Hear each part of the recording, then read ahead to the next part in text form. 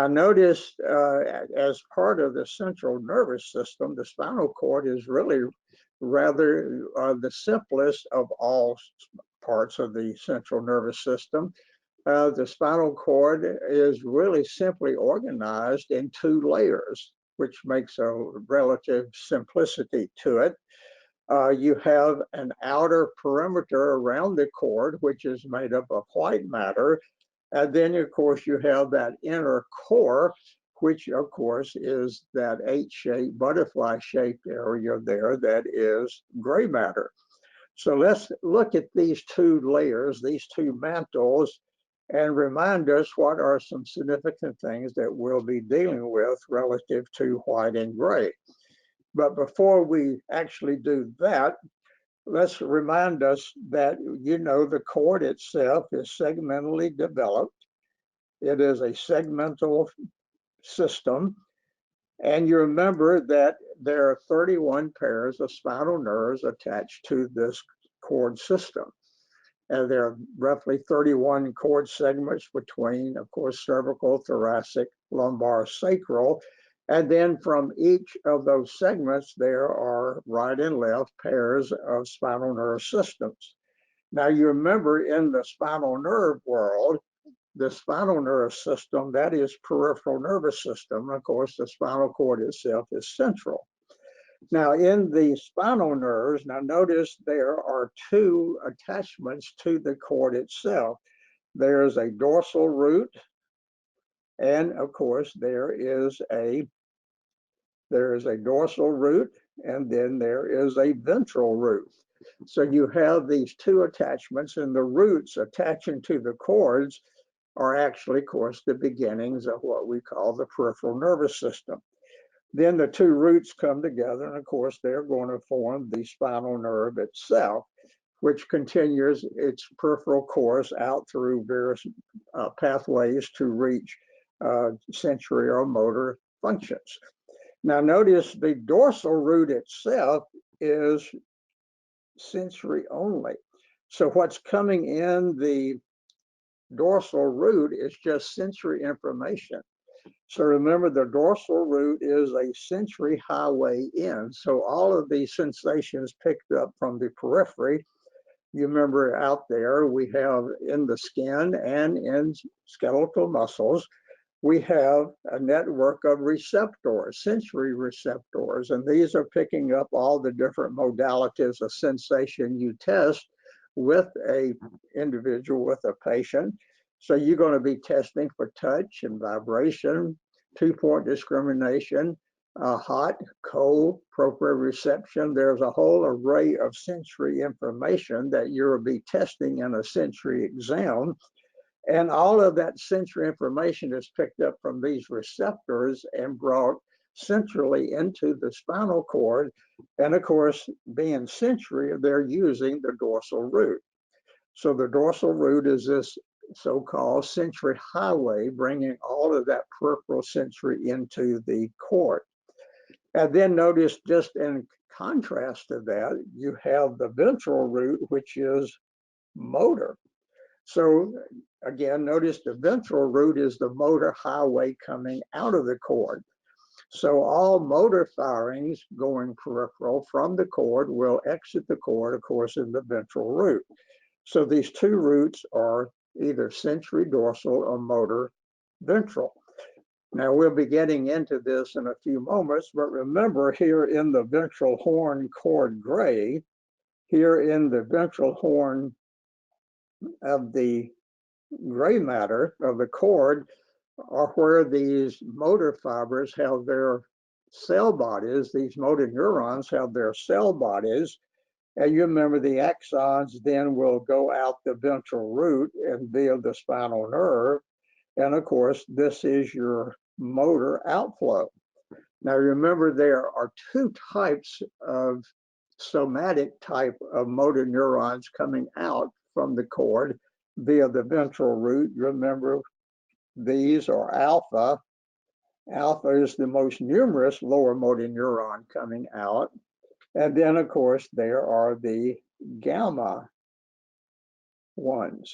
Now notice both of these are referred to as lower motor neurons. So it's the somatic lower motor neurons whose axons are leaving the ventral root and then traveling peripherally. Now notice that both of these lower motor neurons, alpha and gamma, are going to be innervating skeletal muscle. So remember, these are skeletal muscle innervators. So this is innervating skeletal muscles. Now, that brings up a reminder that you need to remember is that any skeletal muscle, and we're talking about limbs primarily, but it could be trunk as well. But remember, your limb skeletal muscles, those muscles can contract under two mechanisms. You can contract the skeletal muscles, say for instance, the biceps here or the arm. I can contract that muscle and flex the elbow with a volitional, willful movement, and that's cortically driven. So I decide in the cortex that I want to make a volitional, voluntary movement, and I can flex that biceps muscle and, of course, that elbow.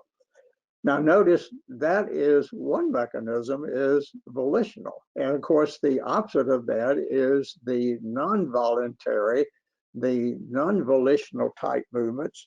And notice these are usually referred to as a general category of reflex firings.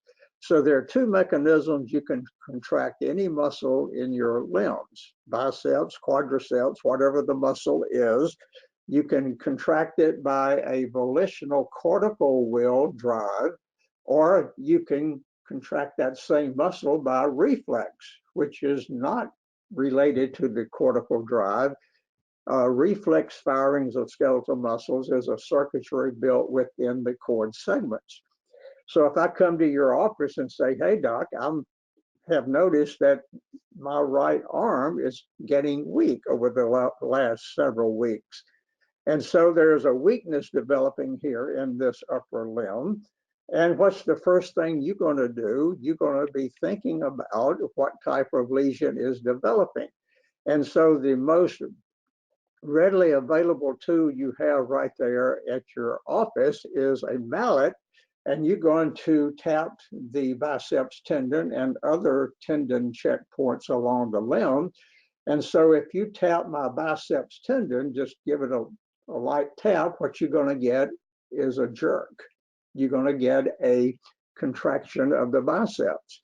Now that's a reflex firing. That's below the radar. It's unconscious. I didn't start it and I didn't stop it. It was below the radar. So again, notice then there are two mechanisms utilized in contracting skeletal muscles, volitional and reflex. Now, of these two lower motor neurons, the one you want to hang your hat on is alpha.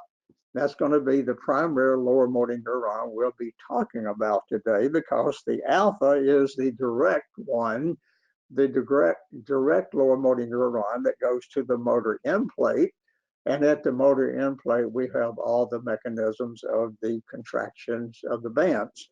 So alpha is the primary one. Now, alpha, interesting, is used in both volitional or reflex firing to the muscle. So it's going to be used in both of those mechanisms, where the gamma is a behind the scene neuron. It's not out there on the front line.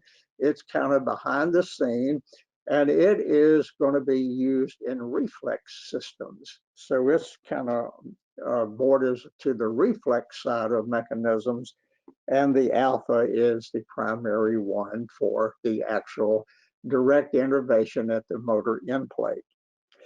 So again, just keep in mind this whole concept of spinal nerve system.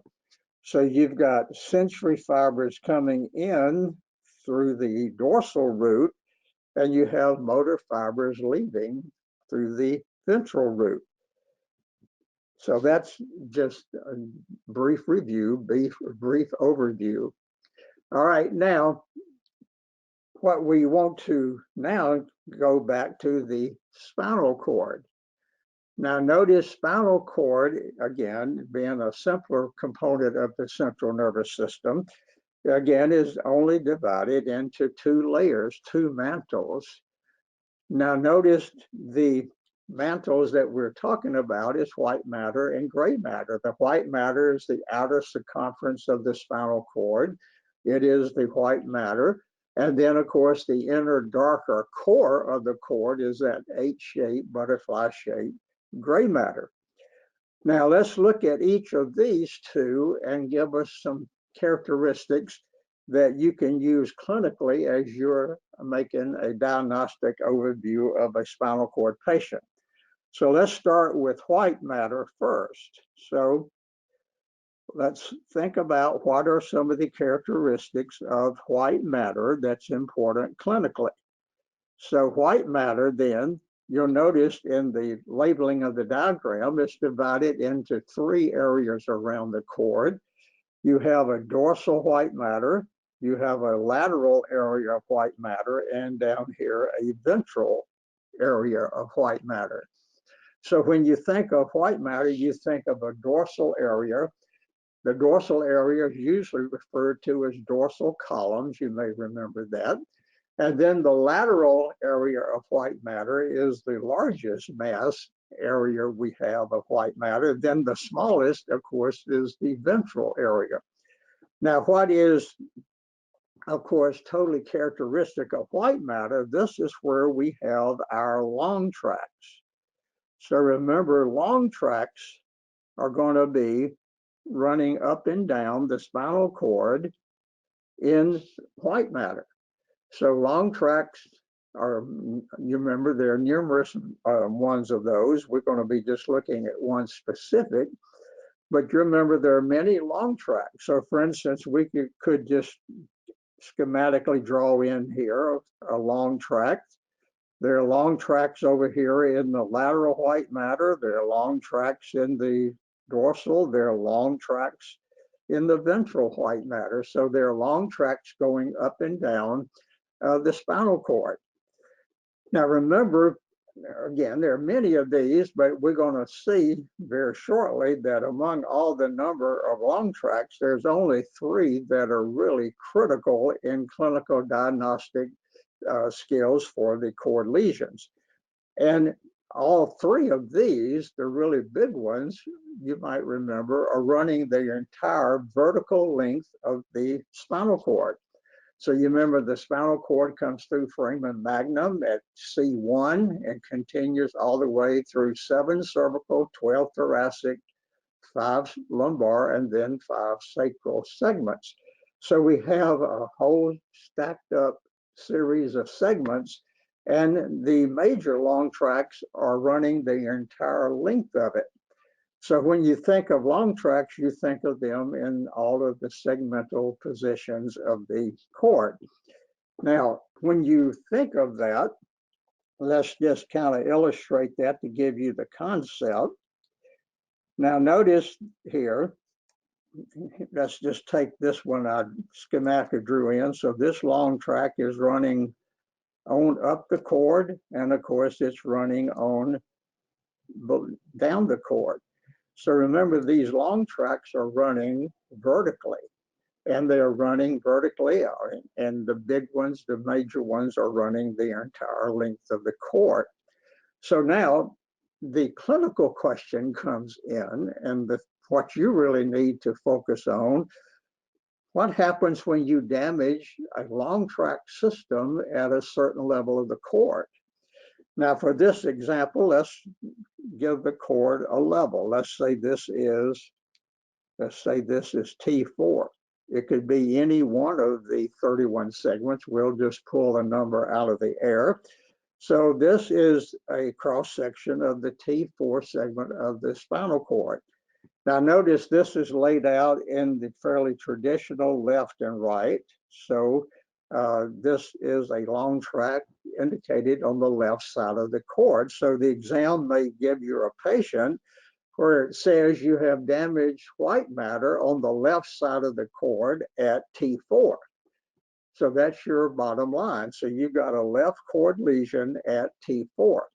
So if we have a T4 lesion here, and we knock out and damage this tract system, Didn't mean to do that.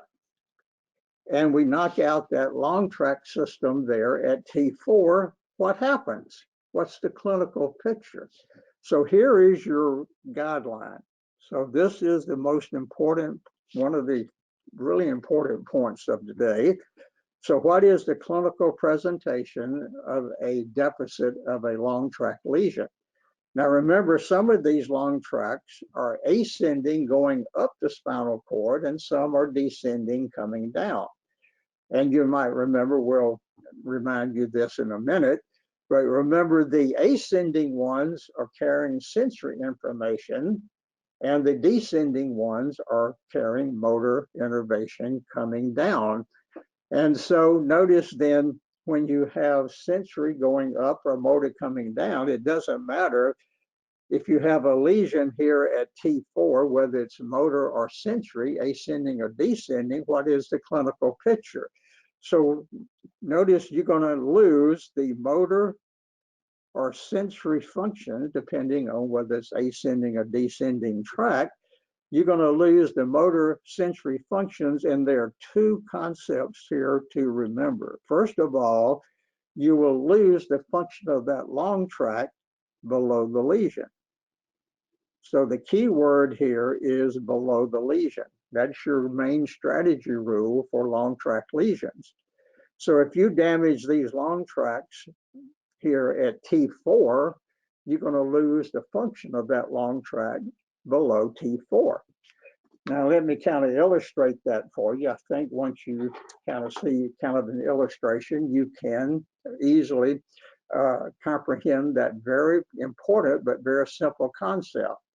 Now what I'm holding here is just a cord, a string, and this represents one of the long tracts in the white matter. And this one is running the entire length of the cord, the spinal cord. So again, notice up here, this is foramen magnum. So this is where the long tracts are entering or leaving the cord. So these long tracts will be in the cord through the cervical area. Then there are 12 thoracic regions, and then there's going to be lumbar, and then sacral. Well, let's say we damage the spinal cord very far distally, down here in the sacral region. So if I take this pair of scissors and cut this, I think I will, and cut this cord, what happens to below the scissors? It goes away. So again, where is the lesion lost in a long tract event? Below the lesion. Let's say the spinal cord lesion is up here somewhere in the thoracic level, and you have a thoracic cord level. And let's say this happens to be at T4, like our example on the page. So if you have a lesion at T4, what happens? You lose that tract system below the lesion. And what if it's a high lesion? What if it's up here at C3 or C4? Notice you lose almost all of the long tract, and all you have left is a segment there above the lesion. So remember, above the lesion is functional, but below the lesion, it is deficit. So again, that is a key concept to remember, is that when you have a long tract lesion, the first principle to remember is below the lesion, motor or sensory deficit. And then we have to add another principle there. It's below the lesion, but it can be below either contralateral, or, of course, ipsilateral. Contra or ipsilateral. And you remember, these are two terms in neurology that is comparing the side of the nervous system lesion to the side of the body where the motor or sensory deficit is. So it's comparing the side of the nervous system, and then notice the nervous system is going to be a right or a left lesion. In this case, in the spinal cord, this is a left spinal cord lesion. And some long tracts will be below and ipsilateral to the same side of the body, affecting trunk and limb muscles, or some will be below and contralateral, affecting the opposite side. So let's just kind of illustrate that. So some of these lesions can be below and affecting the same side. So what if you had a long tract lesion at T4 and below T4 you affected all the muscles on the left side? This would be a below ipsilateral lesion, below ipsilateral. So this one would be below and ipsilateral. Pretty obvious to see, nothing too magic about that. And then notice then, some long tracts are going to be below and contralateral, and they're going to affect the opposite side of the body. So this one would be below and contralateral, below and contra. So notice then, makes long tract lesions very easy. Nothing magic, nothing confusing at all. All long tract lesions anywhere, not only in the cord, it could be in the brainstem, it could be up towards the cortex, or wherever a long tract lesion is, it's always below. And that's the key word. So you know that you've lost that function below the lesion, and then it's going to be below ipsi or contra. Now, whether it's ipsi or contra depends on which long tract it is. That's going to be another factor to add. It's another, depends on which long tract. And some long tracts are below ipsi, some are below contra, and you just have to know the characteristic of that long tract, and we'll illustrate that in a few minutes. So make sure you get that under your belt. So long tract lesions are not hard. You should never miss a long tract question on the exam, simply because you know it's going to be below the lesion and it will be ipsi or contra. And again, that depends on which long tract we're referring to. Go to the other layer in the spinal cord, and that's gray matter. Now, when you deal with gray matter, that's that inner core. That's the area here we see kind of a butterfly shape, H shape. So let's think what happens here with gray matter. So let's think of what are some of the characteristics for gray matter and what are its clinical implications when you have gray matter lesions. Now notice the gray matter is not going to be housing these vertically running long tracts. Now, who lives in gray matter are little groups of cell bodies collected together in little nuclei. So you got many nuclei groups, little groupings of cell bodies of neurons here in the various places of gray matter. Now notice gray matter is divided into what are called horns. So you have a dorsal horn. Notice this is your dorsal horn there, that little narrow area of gray matter. And you have a large ventral horn here. Now notice the ventral horn here is going to be another common part of gray matter. Now notice dorsal and ventral horns are common through the entire spinal cord. All 31 segments will have dorsal and ventral horns. Now notice there's also here, so we're going to have dorsal horns and you're going to have ventral horns, ventral areas of that gray matter. And again, those are universal through the entire cord. But now notice there's also a lateral horn, but now this one is segmental. It's not found in all 31 segments.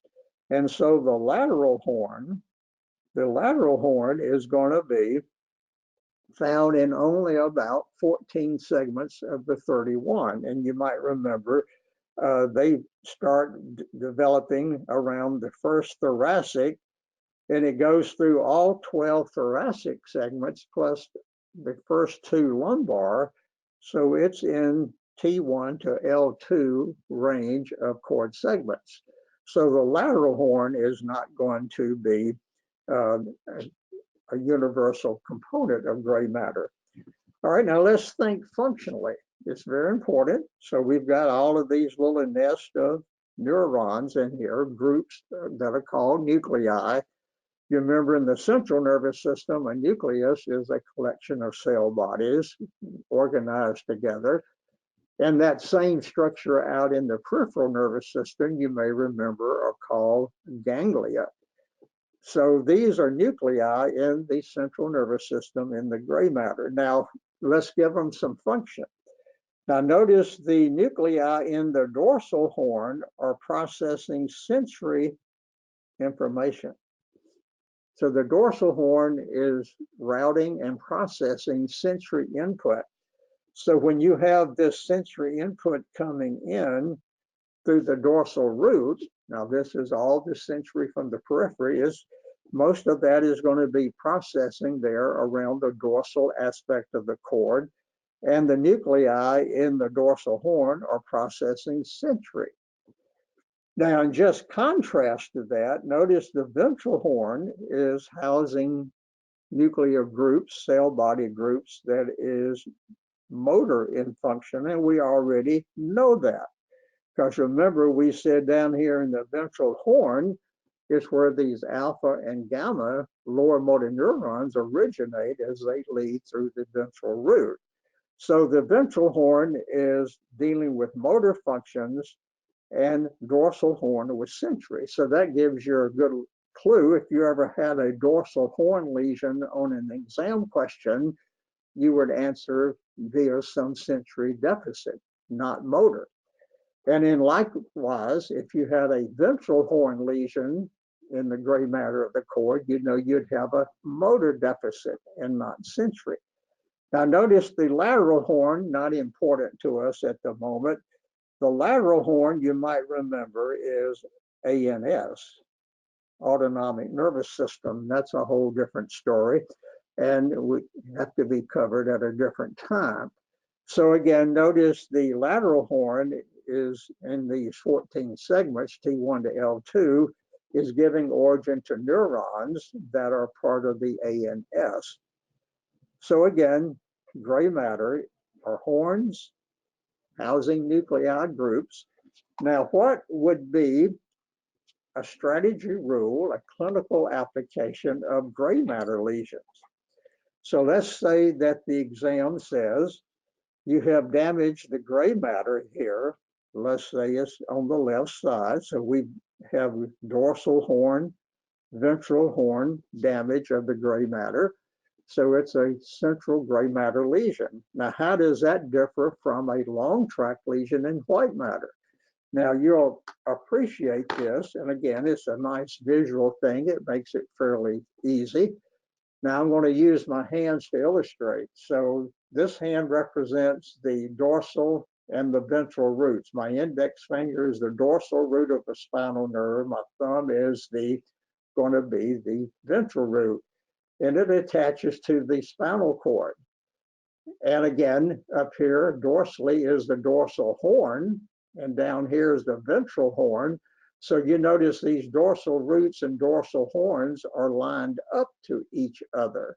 So what happens if you have a gray matter lesion here in the cord, you're going to affect the spinal nerve at that level and on that side. So it's, again, very visibly so if you put that in words. So if you have gray matter lesions, they're going to be not below the level, but at the level of lesion, at the level of lesion. And then also notice these gray matter lesions will always be IPSY. So when you think of gray matter lesions, what is your clinical presenting rule? They will be at the level and ipsilateral. So let's see what that means. So let's just take here, again on the left side, we have knocked out the left dorsal ventral horn. So notice this lesion is horizontal. So it affects horizontally at the level. So this is on the left side. So if you damage the gray matter on the left side at T4, what you have affected is, oops, not that. What you have affected here is the outflow of the spinal nerve system, dorsal and ventral roots. So notice this is ipsilateral and at the level. So if you damage the gray matter on the left side of the cord at, say, T4, you would only affect the motor and sensory functions of the L4, of the T4 nerve on the left side. So it's horizontal, ipsilateral at the level. So again, like the long track rule, which is what? Below ipsi or contra, again, the gray matter rule being at the level and ipsilateral is not broken. That's kind of a common, pretty consistent rule for clinical presentation. And so again, if you just stand back and look at it now, you'll notice that there is not a major issue here trying to deal with gray matter versus white matter lesions. Because what does white matter have? Vertical long tracks, up or down. And so those are going to be damaged at the level of lesion. It's going to be damage, below the level of lesion, ipsi or contra. So again, what is the long track rule? It's below contra or ipsi. And what is a gray matter rule? At the level ipsilateral.